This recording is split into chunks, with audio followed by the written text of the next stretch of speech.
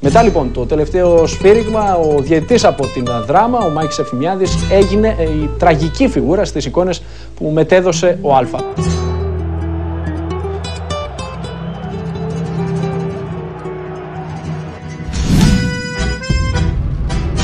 Λοιπόν, top 10 διαιτητικές σφαγές στο ελληνικό ποδόσφαιρο, και πριν προλάβετε να κράξετε, γιατί ίσως δεν είδατε αυτό το βίντεο που θέλετε της ομάδας, αυτό το βίντεο που μας είχατε στείλει στο Q&A, να ξέρετε ότι θα υπάρξει και part 2, και αν είστε καλά παιδιά και δεν κράξετε πολύ, θα υπάρξει και ξεχωριστό βίντεο για κάθε ομάδα, ρε παιδί μου. Εντάξει, είναι... Δηλαδή ξεχωριστό σφαγές ΠΑΟΚ, ξεχωριστό σφαγές ΑΕΚ. Ολυμπιακού μπορεί να ζητήσουμε τη βοήθεια του Τζόρτζου Λούκας, γιατί είναι επιστημονικής φαντασίας να βρούμε 10 βίντεο σφαγή Ολυμπιακού. Είναι δύσκολο να ικανοποιήσει όλο τον κόσμο. Εντάξει, απλά εμείς με το δικό μας κριτήριο αυτά βγάλαμε. Αρχίζουμε με αντίστροφη μέτρηση από το νούμερο 10.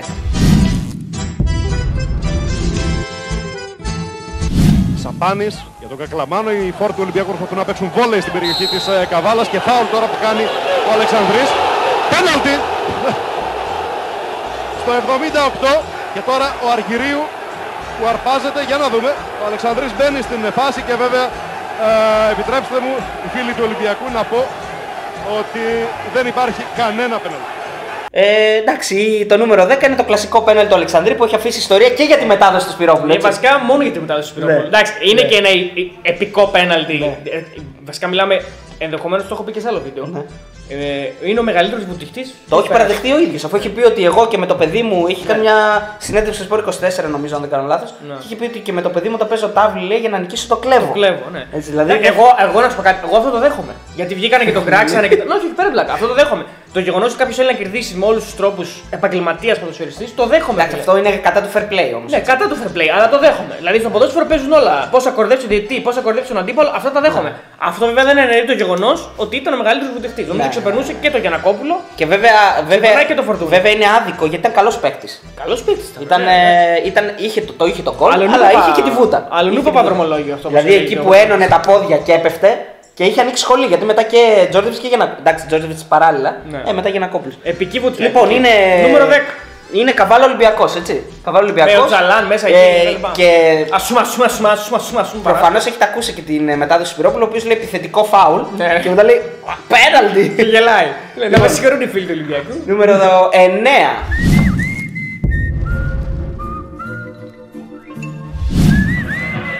Γεωργιάδη, ωραία, ο τελευταίος είναι στην περιοχή, σπρώχνεται, πέναλτι και όλος ο Πανιώνιος επάνω του.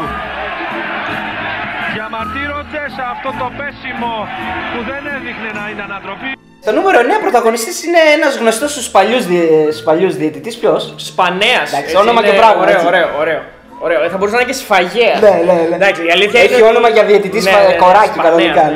Εντάξει, εδώ τώρα έχουμε να κάνουμε με ένα παιχνίδι στο οποίο ο Παναθηναϊκός περνάει με 1-3 από την Νέα Σμύρνη. Ναι. Και είναι ανεπανάληπτη βουτιά και το βάζουμε ως σφαγή. Ναι.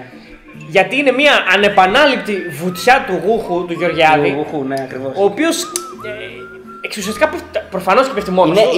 Είναι βασικά από τα πέναλτι που θα πρέπει να δείχνονται σε top 100 παγκοσμίου παγκοσμίου στερεώματος. Ναι, μιλάμε για μια απίστευτη βουτιά, η οποία ασφαλώς δεν έπρεπε να δοθεί πέναλτι, εννοείται αυτό. Και δίνεται πέναλτι από τον Σπανέα. Είναι από τις ωραίες. Δεν μπορώ να πω ότι ήταν.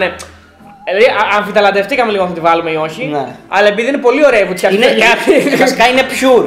Δηλαδή είναι βουτιά, είναι αυτό. Είναι Ελλάδα αυτό το πέναλτι και είπαμε να βάλτε να πούμε. Νούμερο 8.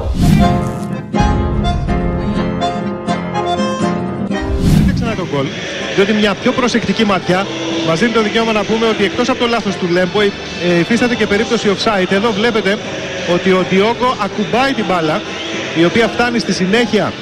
Στη συνέχεια ο Πάντος θα πάρει ένα φάουλ, καθώς έβαλε το σώμα του μπροστά. Έχει δεχθεί άλλη μία στο πρώτο ημίχρονο, ναι. Γιατί δόθηκε ας πούμε η προηγούμενη και όχι αυτή, Σωστά. Ο Άντζας εδώ μεταξύ έχει κάρτα από το πρώτο ημίχρονο. Λέτο σεντράρει χαμηλά, ο Ντιόγκο παίρνει καλή θέση, ο Ντιόγκο δεν μπορεί. Υπάρχει σπρώξιμο. Ο Ντιόγκο προσπαθεί να πάρει καλύτερη θέση από τον Γιάχιτς. Δεν είναι λίγο τραβηγμένο. Έρχεται του να σουτάρει και από το σύνδρομο των ισοπαλιών. Από τη στιγμή της αποβολής. Εδώ λοιπόν για να δούμε το πέναλτι πάλι. Η απομάκρυνση του Σιφάκη. Εδώ στο σούτ του Αβραάμ Παπαδόπουλου ο Γκαλέτη δείχνει να είναι πιο μπροστά από τους αμυνόμενους του Άρη. Λοιπόν, το νούμερο 8 είναι ένα παιχνίδι πρόσφατα, σχεδόν πρόσφατα, δηλαδή δεν είναι Σπανέας και Αλεξανδρής. Ναι. Είναι ένα παιχνίδι στο οποίο δεν κρινόταν κάτι απίστευτο. Ναι, βέβαια, ο Άρης το νομίζω πάλευε για να βγει Ευρώπη κτλ. Οπότε έπαιζε τα παιχνίδια ούτως ή άλλως. Αλλά είναι μια από τις πιο μεγάλες σφαγές. Διότι μιλάμε για ένα μάτς που έχει 2 goal offside Ολυμπιακός. Έχει 2 goal offside. Πέναλτι ανύπαρκτο. Κόκκινη που αμφισβητείται του Άρη. Και κόκκινη που δεν δίνεται στον Ολυμπιακό. Δηλαδή έχει 5 φάσεις και γι' αυτό το επιλέξαμε. Γκράνες φάσεις. Ναι. Οι οποίες καθορίζουν αποτέλεσμα εντάξει, ξεκάθαρα για τον Ολυμπιακό. Από τα πιο ωραία παιχνίδια και από τα παιχνίδια που οι φίλοι του Άρη θυμήθηκαν σχεδόν όλοι όταν τους ρωτήσαμε. Και από τα παιχνίδια που θα βρείτε πολύ λίγα, που θα βρείτε τους sportscaster της ΕΡΤ να παραδέχονται όλες τις φάσεις. Και φυσικά έχουμε την αμίμητη μετά εκπομπή του Γεωργίου. Ο Γεωργίου πάντα τα έλεγε. Εδώ στην προκειμένη περίπτωση το λέει, ας πούμε. Εντάξει, λέει, εμένα δεν μπορεί να με κορυδέψετε, παιδιά, λέει αυτό το πράγμα που κάνετε. Τι λέει το άλλο, εκεί που λέει παίζετε! Αυτό βάλτε, φίλε. Δεν βουτάει το κόκκι από τη φαβέλα. Δεν το τραβάει 1, 2, 3 και λέω γενναίος παίζετε! Και στην εξέλιξη γίνεται το πέναλτι. Μπορεί να με κορυδέψει εμένα τώρα ο Χαραλαμπίδης, 40 χρόνια φουρνάρης. Αστήσα τα μαλλιά μου στην Τζόχα και στον Καζόν. Δεν βλέπω εγώ να πούμε ποιος έχει πρόθεση να βοηθήσει και ποιος κάνει ανθρώπινο λάθος. Για να καμάδες μας πέρασε ο κύριος Γενναίος και ο κύριος Χαραλαμπίδης. Λοιπόν, εντάξει, απολαυστικός Γιώργος Γεωργίου και πάμε στο νούμερο.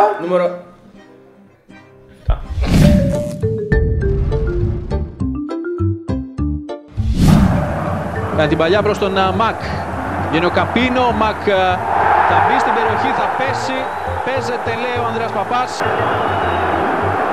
Πρέπει να βρίσκει με το αριστερό πόδι του Μακ. Σε μια φάση όπου υπήρξε επαφή ανάμεσα στον Καπίνο και τον Μακ, θα το δούμε και από αυτήν την οπτική γωνία.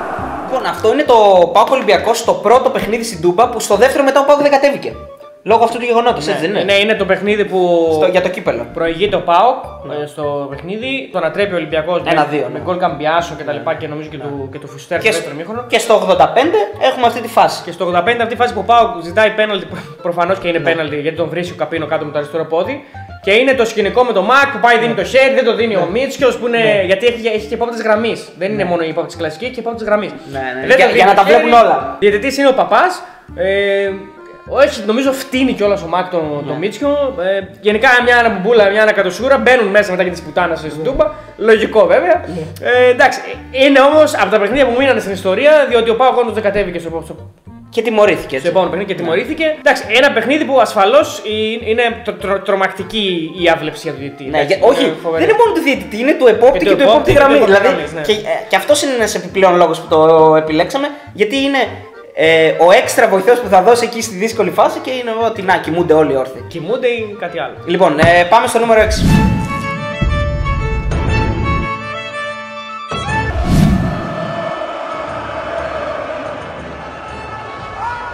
Καράπελας θα χτυπήσει εκεί στην προσπάθειά του. Εδώ ξανά Γεωργιάδης βάζει με πολύ άσχημο τρόπο το πόδι του πάνω στο πόδι του Καράπελα. Ας ελπίσουμε ότι δεν έχει χτυπήσει, Γιώργο. Είχε πολύ άσχημα ο Γεωργιάδης πάνω στο Καράμπελα. Γελάμε, ρε παιδί μου. Ναι, σε πιάνουν τα γέλια γιατί εντάξει, βέβαια είναι λίγο δραματικό γιατί ο Καράμπελας έμεινε έξω 2 μήνες. Έτσι. Είναι μια φάση που του παίρνει τη ζωή, δηλαδή του παίρνει την ψυχούλα. Γιατί είναι ο χάρος, έτσι βγαίνει έτσι με το τραπάνι και δεν δίνει ούτε φάουλ. Βασικά είναι το περίεργο της υπόθεσης είναι. Ο Σταυρίδης. Ότι δεν δίνει, είναι ο Σταυρίδης, ο οποίος και σταμάτησε τη διαιτησία νομίζω μετά από αυτό. Νομίζω είναι στην Αμερική, κάτι χωράφι πρέπει να έχει στην Αμερική. Λοιπόν, ή τέλος πάντων πήγε. Το τρομακτικό της υπόθεσης, πρώτα απ' όλα, έτσι, ξέχωρα από διαιτησίες κτλ., είναι το τι κάνει ο Γεωργιάδης. Εντάξει, εδώ τώρα σχολιάζουμε τις φαγές όμως. Αυτό είναι να κάνουμε άλλο βίντεο. Ναι, οκ. Το τρομακτικό της υπόθεσης για μένα προσωπικά είναι αυτό, το τι κάνει ο Γεωργιάδης. Τώρα από εκεί και πέρα είναι μια φάση στην οποία ο τέταρτος δεν τη βλέπει. Ο επόπτης δεν τη βλέπει, ο διαιτητής δεν τη βλέπει, αλλά μια φάση που δεν δίνει ούτε φάουλ. Ούτε φάουλ, όχι. Δεν λέμε τώρα να δώσει κόκκινη. Είναι πλάγιο για τον Πάοκ. Όχι, βασικά, άκουγα. Η υπόδειξη είναι πλάγιο για τον Πάοκ. Δεν λέμε να δώσει κόκκινη, δεν λέμε να δώσει κίτρινη, δεν λέμε να δώσει φάουλ. Εντάξει, φάουλ λέμε να δώσει, αλλά δεν δίνει τίποτα από όλα αυτά. Προφανώς είναι φάουλ και κόκκινη. Γιατί είναι το τρίτο λεπτό βέβαια. Έτσι. Τώρα δεν ξέρω αν θα τη βγάλει την κόκκινη στο τρίτο λεπτό, αλλά με την καθαρή ματιά των κανόνων. Γιατί έχει σημασία σε ποιο λεπτό γίνεται κάτι. Όχι, δεν έχει. Απλά λέω ότι ρε παιδί μου επειδή είναι τρίτο λεπτό κτλ.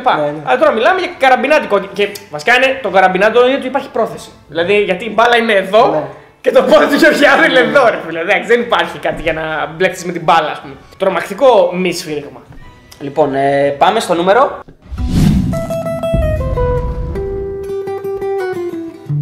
Αμανατίδης. Χάνει την ισορροπία του ο Κολιτσιδάκης και ο Ουζουνίδης.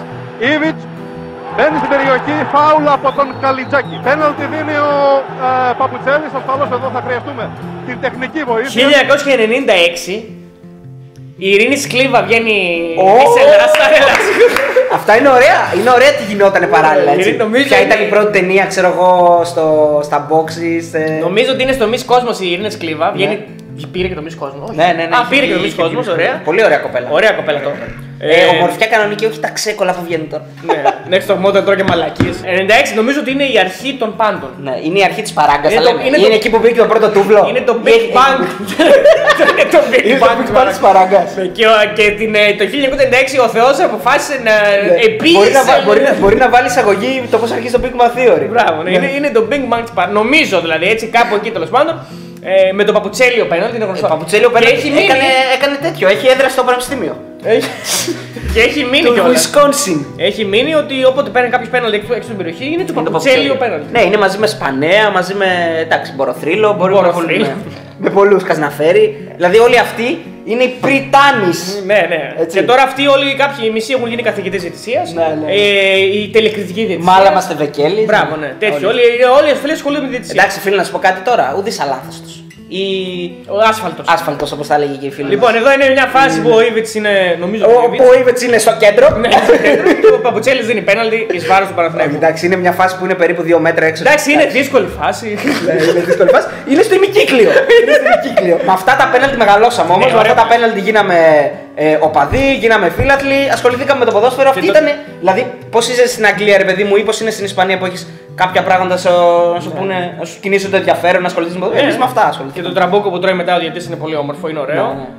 Εντάξει, βέβαια δεν λέμε ότι δεν ήταν φάουλ, έτσι. Φάουλ υπάρχει. Φάουλ ήταν, αλλά ήταν έξω από την περιοχή, έτσι. Έχει μια διαφορά αυτό. Πάμε στο νούμερο 4.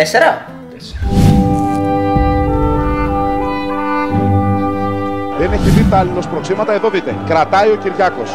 Ο αγώνας του Σιωβάνη ρίχνει κάτω τον Κυριάκο που του ανταποδίδει εδώ με την αριστερή αγωνιά. Εδώ αυτό είδο δούρο στην κλωτσιά του Σιωβάνη όταν από τις φωνές του κόσμου γύρισε πίσω στους δύο πεσμένους παίκτες και αποβάλλει τον Σιωβάνη. Λοιπόν, εντάξει. Εδώ τώρα είναι πολύ ευαίσθητη στιγμή. Λοιπόν, ναι. Νομίζω ότι πρέπει να την προσεγγίσουμε με λίγο τάκτ και όχι με θράσος. Όχι με θράσος, γιατί είναι μια στιγμή που καταστρέφει έναν άνθρωπο. Καταστρέφει μια καριέρα. Ναι, είναι σημαντικό. Αλλά και γιατί χάνει το πρωτάθλημα και μια ομάδα. Θα μπορούσε να πάρει το πρωτάθλημα Ολυμπιακός. Βέβαια η αλήθεια είναι ότι είναι η χρονιά που ο Παναθηναϊκός νομίζω είναι λίγο καλύτερος. Ναι. Αλλά εντάξει, ο Ολυμπιακός έχει μέσα πάλι. Ήθελε μόνο νίκη ο Ολυμπιακός. Και το μάτι ήρθε 2-2. 2-2. Εντάξει, είναι η φάση που παίζουν τα σούτια εκεί ο Τζιοβάνι με τον Κυριάκο. Το αλάνι. Ναι, το αλάνι. Τον έχει βάλει από κάτω. Και το κουμπανάει. Το γαμοκοπάει. Είναι όπως είναι στο σχολείο, πες ότι είσαι εσύ ο καθηγητής τώρα, έτσι. Είμαστε εδώ οι μαθητές. Είναι αυτός έτσι, προσέχει, είναι ο Φλόρος. Προσέχει και κάθομαι εγώ τον κάνω έτσι. Τον κάνω έτσι όλη την ώρα. Και μετά κάποιος δεν σε κάνει έτσι. Αυτό, εσύ δεν κοιτάς, γράφεις στον πίνακα. Και σε γυρνάει έτσι σε κάποια φάση που έχει εξοργιστεί, μου ρίχνει μια μπουνιά και εκείνη την ώρα γυρνάς εσύ. Σαπίτης έξω! Αυτό ακριβώς. Έχει γίνει αυτό ακριβώς, έτσι.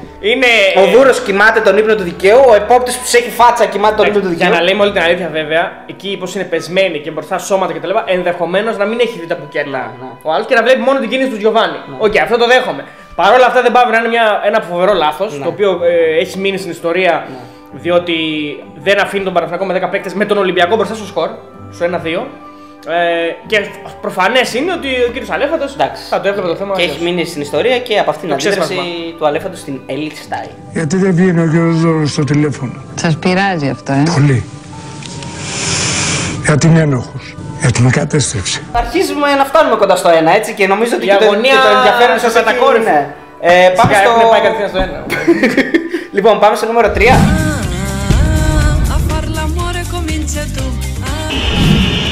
Το 82 η φορά αναστά το δεύτερο δοκάρι. Απευθείας εκτέλεση, επιχείρησε το σουτ του Ζιλμπέρτο. Η μπάλα στα δίχτυα από τον Κατσουράνη. Αλλά έχει σταματήσει η φάση για offside. Ξαναβλέπουμε την προηγούμενη φάση. Εδώ είναι πολύ κλειστό το πλάνο, δεν μπορεί να φανεί.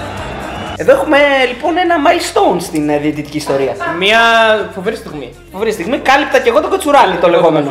Είναι πάλι στην ΕΡΤ, όλες οι καλές στιγμές μου στην ΕΡΤ, η αλήθεια είναι. στην αγαπημένη μας. Καλά, και στην Nova δεν έχει λίγα. Και στην Nova δεν έχει λίγα, αλλά και στην ΕΡΤ είναι πολλά. Η αλήθεια είναι ότι για μένα προσωπικά, εγώ αμφιταλαντεύτηκα αυτό, θεωρούσα ότι μπορεί και να άξει το νούμερο 1. Παρ' όλα αυτά, όλα τα υπόλοιπα παιχνίδια το οθούν στο νούμερο 3. Καθότι είναι μια φάση η οποία καλύπτεται, είναι το γνωστό κάλυπτο το Κατσουράνη, όπως είπες και εσύ, καλύπτεται από σχεδόν όλο τον Ολυμπιακό, ο Κατσουράνης. Ένα γκολ το οποίο αλλάζει όλες τις ισορροπίες, νομίζω θα περνούσε μπροστά ο Παναθηναϊκός. Είναι και προς το τέλος του πρωταθλήματος, ή τέλος πάντων είναι ένα κρίσιμο σημείο που κάνει ακόμα χειρότερη την όλη κατάσταση. Δεν μπορώ να καταλάβω πώς είναι να μην το έχει δει αυτό κάποιος ότι είναι γκολ κανονικό. Και μετά είναι τα γνωστά. Νομίζω ότι είναι το παιχνίδι με το Σισε και με τη Φούστα και το Μερινάκη κτλ. Ωραία, ναι. Έχει background. Γιατί μετά βάζει γκολ ο Ολυμπιακός. Ναι. Και κερδίζει ο Ολυμπιακός το παιχνίδι. Επική σφαγή. Τι μπορεί να πει για αυτό το παιχνίδι. Τι να πει. Κάνει λάθος ο υπόπτης. Κοιμάται τον ύπνο του δικαίου, όπως είπες και εσύ προηγουμένως. Ο Καλόπουλος γενικά είναι κακός. Καλά, ο Καλόπουλος είναι κακός διαιτητής γενικότερα. Ναι. Πολύ κακός διαιτητής. Είναι από τα παιχνίδια που ο Παναθηναϊκός θυμάται με τον χειρότερο τρόπο. Σωστά. Λοιπόν, πάμε γρήγορα στο νούμερο 2. 6 λεπτά αργότερα, η παλιά για τον Κόκκιτς που δεν ήταν offside. Θα παρεμβληθεί ο Κατσιαμπής. Ο Παπαπέτρου θα δει πέναλτι σε αυτή τη φάση. Όπως θα δούμε στο replay, ο Κατσιαμπής πατάει την μπάλα. Ίσως με την εκτέλεση πέναλτι από τον Γρηγόρη Γιώργας. Ο Φραντζέσκος, κεφαλιά και 2-2. 2-2. Ο Ελευθερόπουλος τώρα πηγαίνει στο διαιτή. Έχουμε και υπόδειξη από τον δεύτερο βοηθό διαιτή. Τώρα το παιχνίδι παίρνει φωτιά. Εδώ πέφτουν όλοι πάνω του, βλέπετε τι γίνεται. Ο Νάκπε, η μπάλα πήγε στα δίχτυα μετά την εκτέλεση φάουλ. Για μένα αυτό το βίντεο κανονικά θα πρέπει να είναι νούμερο 1. Ναι, αλλά. Κανονικά θα πρέπει να είναι νούμερο 1 γιατί για μένα είναι η απόλυτη σφαγή. Γιατί είναι η απόλυτη σφαγή για ποιο λόγο. Είναι μια ομάδα η οποία πάει στην έδρα της άλλης που υπάρχει αντιπαλότητα. Δηλαδή είναι ρε παιδί μου ότι έρχονται και μας φάζουν. Και πάει και τις φάζει, αλλά πώς τις φάζει. Βάζει ένα γκολ το οποίο κερδίζει ένα πέναλτι βασικά. Κερδίζει ένα πέναλτι. Το οποίο είναι αμφισβητούμενο, είναι μάλλον δεν είναι. Και ακυρώνει ένα γκολ του αντιπάλου το οποίο είναι κανονικό. Είναι σφαγή από τις πολύ καλές σφαγές Παπαπέτρου, έτσι. Του Ολυμπιακού από εκείνη τα χρόνια, εις βάρος του ΠΑΟΚ, μέσα στην Τούμπα όπως λες, με κόσμο μέσα κτλ. Αυτό το παιχνίδι βέβαια να σχολιάσουμε τελείωσε και στο 84, σφύριξε. Ναι. Δηλαδή, αλλά ως κανονικά. Ως κανονικά. Τελείωσε. Όχι διακοπή. Ναι, όχι διακοπή, τελείωσε. Ξεκίνησε και τελείωσε κανονικά. Και είναι και η ατάκα που το σφύρα να φύγουμε που είχε πει. Σφύρα το να τελειώνουμε.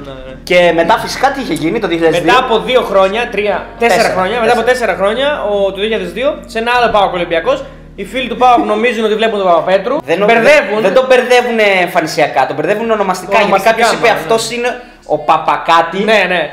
Παπαδάκος είναι ο παρατηρητής.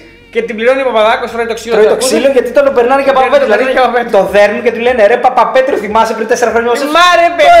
Δεν λένε Παπαπέτρου. Είναι αυτό που έκανε ο Αμάν, ρε παιδιά. Δεν είμαι ο Μπράιαν. Α, και το λέει. Number 1.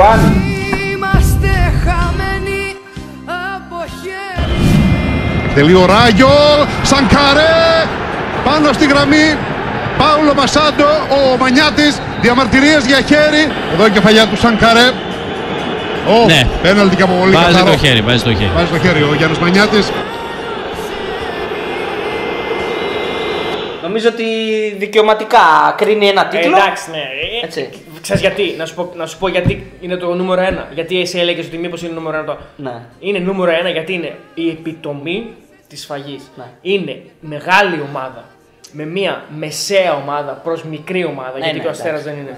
Λοιπόν, η οποία πάει να κάνει κάτι και εκεί που πας να σηκωθείς είναι αυτό. Δεν θα πάρεις τίποτα. Εγώ έχω πάρει 40 κύπελα, δεν με νοιάζει, θα σου πάρω και αυτό.